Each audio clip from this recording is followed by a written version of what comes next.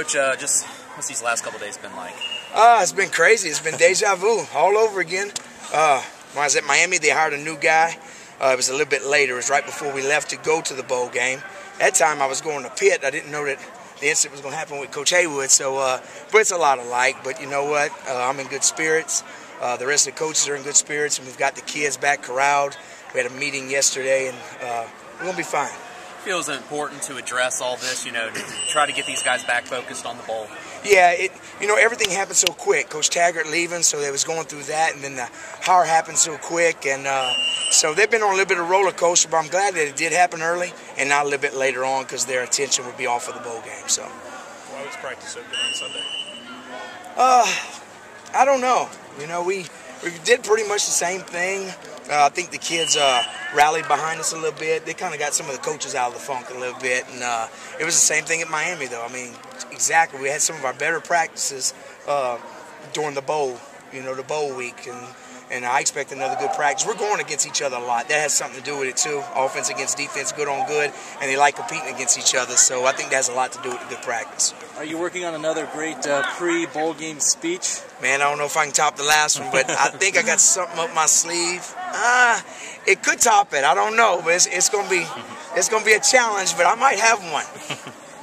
Do you anticipate, especially with that meeting you guys had, that all this stuff will kind of go off to the side for these next couple weeks as you guys get ready to go to Detroit? Yeah, I think it will. I think the closer we get to Detroit, and the kids, once we get on that plane and we fly down there, they'll take in everything that the bowl has to offer, and I think they'll forget kind of everything that's happened here. Just for a little while. And when they get back, the reality is set in, that they got a different guy in charge. So right now they're familiar with me. They're familiar with the coaches they have. So we won't get them back on task. What's your interaction been like with Coach Petrino? Not much. Today I went in there and he was doing some recruiting stuff. And I had to tell him something that was going to happen. And then we had an incident that happened with one of the players' moms. So the kid went back home, and I don't even know if it's leaked out yet. I'm sure that y'all can get it from the media here. I'm not going to say anything about it. So I had to tell him about that because it's a future player of his. And that was about it. All the talk about the future and about Coach Petrino, but also a bowl game coming up in a couple weeks. How important is it to close out this season on a high note and go win the bowl game? It's really important because these kids earned this bowl, and it's still this year's team. Coach Petrino's the head coach of the next year, the next fall. And spring, that is. But so it's important that we finish this thing off that Coach Taggart started. We got a chance to win 8 games, so I think they're excited.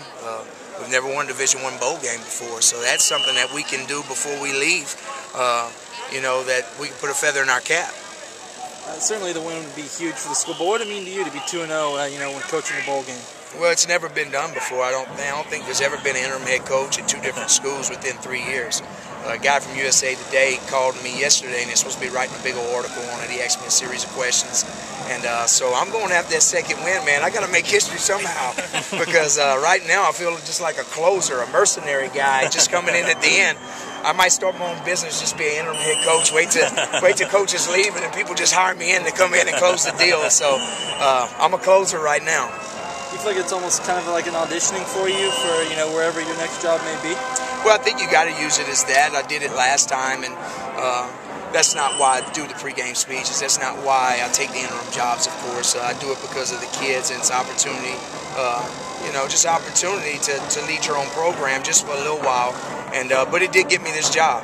Coach Taggart saw the bowl game when I was at Miami of Ohio. He heard the pregame speech. He said, I want that guy right there. He got a lot of juice. So it got me this job. So hopefully, it keeps me here or it gives me my next job, So, you just got to take advantage of the opportunity you have.